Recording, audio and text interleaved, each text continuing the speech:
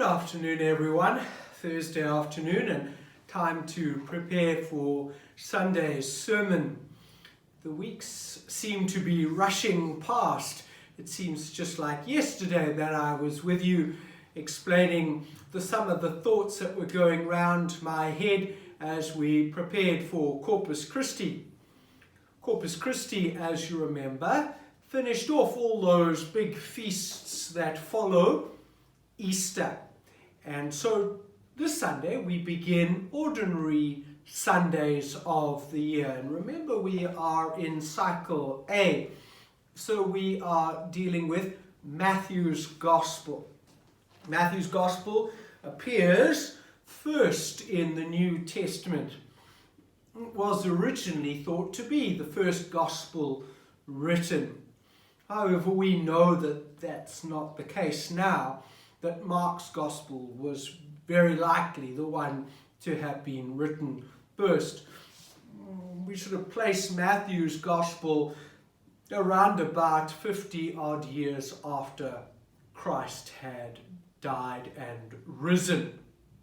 And so we look at the 12th Sunday in ordinary time, cycle A.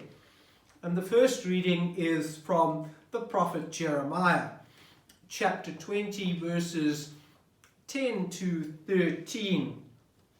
And then the psalm is Psalm 69. And the second reading is taken from St. Paul's letter to the Romans, chapter 5, verses 12 to 15. And then, of course, Matthew's Gospel, chapter 10, verse 26 to 33. Some of you may remember, if you attended the Bible study course that I did on Matthew's Gospel a couple of years ago, you will remember that Matthew's Gospel is divided into 5 what they call discourses or sermons or teachings. Matthew is a great teacher, and he sets out his Gospel in a sort of clear, methodical way, hopefully like any good teacher would. And we know straight away one of the sermons or discourses, Sermon on the Mount, that's chapter 5, 6, we know that.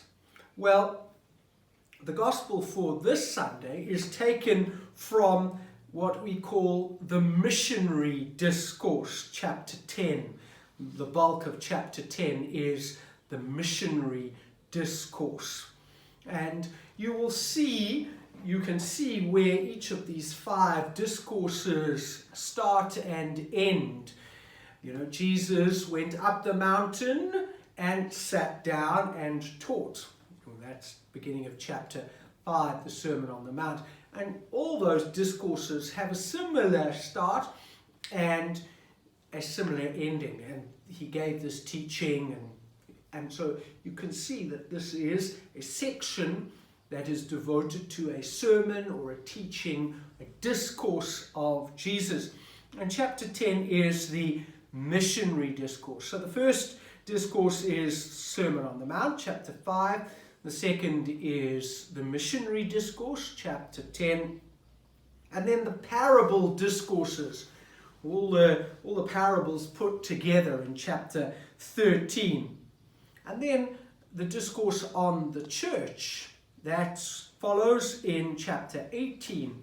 And then the final is what we call the eschatological discourse, that fancy long Greek word, which is about the end of times, chapter 24.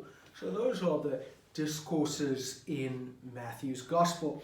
And so this Gospel for this Sunday, the 12th Sunday of ordinary time, occurs in the Missionary Discourse. So what do you think Matthew is dealing with? Well, he's talking about the mission of the disciples, what they are meant to do. So he's teaching them about being missionary. He's teaching them about what they need to do, go out and spread the good news. But Jesus is very aware that this will be a difficult thing.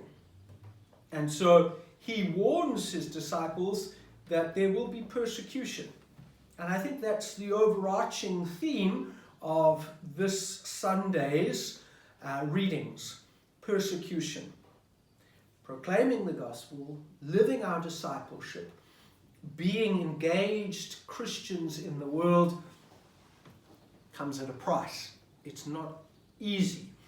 And we must be prepared to pay the price, to suffer sometimes. Persecutions, rejection.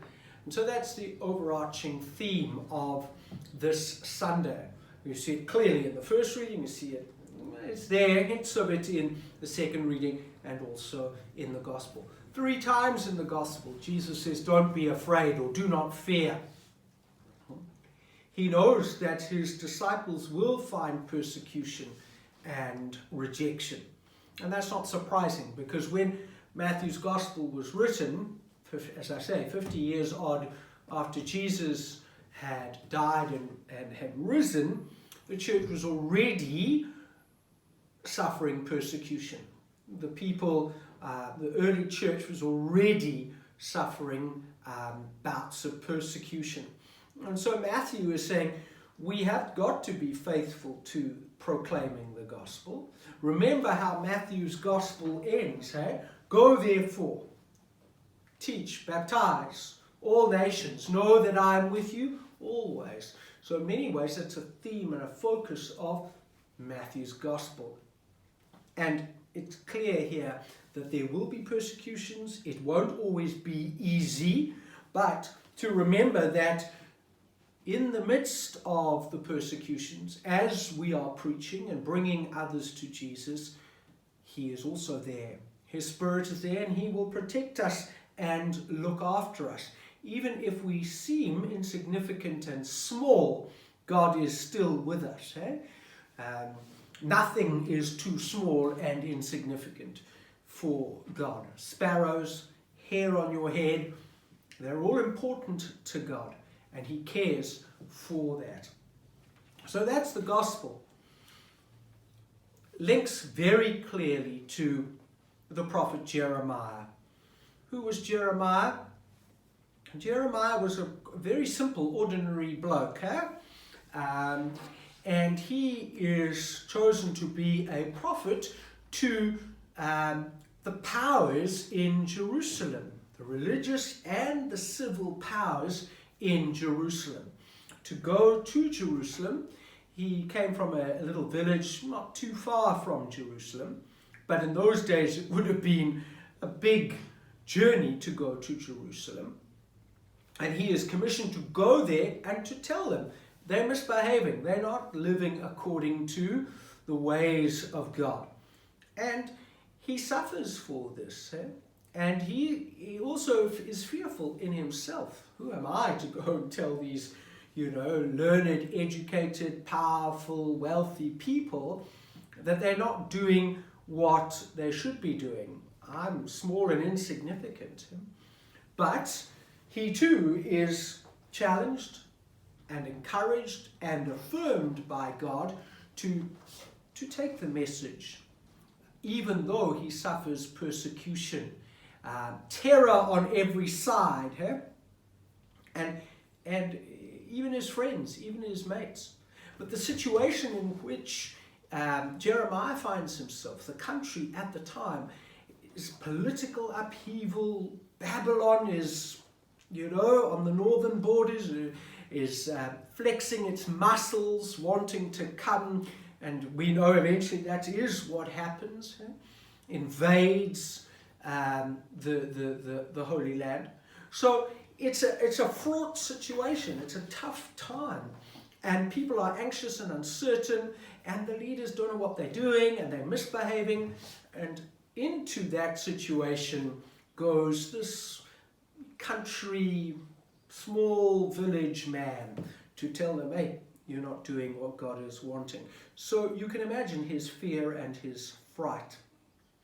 And so that links clearly to what Jesus is telling and teaching his disciples in Matthew's gospel as they go out in mission to the world. Okay, so the second reading, St. Paul is making clear that it is Christ. It is Christ who is the one who frees us. It is Christ who frees us from sin and all that hurts and discourages and breaks us down. And that the salvation we receive in Christ outweighs all the evil, the sin, all the forces ranged against us. And so it is Christ's death and resurrection that should help us not to fear. So those are some of the thoughts that I'm thinking about that are going through my head. And of course, we try to couple this with Father's Day and a sermon for children, which is even a little bit more complicated. So on Sunday, we're going to have a children's mass and a children's sermon, and then there will also be a celebration and a sermon for adults, focused mainly on adults. But I think perhaps if we think of the role of fathers to protect and to care and to nurture and to help in many ways young people overcome and find their position in the world, perhaps there's a link there for Father's Day. Anyway, those are some of the thoughts. I hope that you will join us for one of the masses at least on Sunday, and that the dads will have a great Father's Day. We look forward to seeing you at 8 o'clock live in English, and Father Mche will be doing the Zulu Mass at 7, and the recorded Mass will be at 9. God bless. Have a good rest of the week, everyone. Cheers. Bye-bye.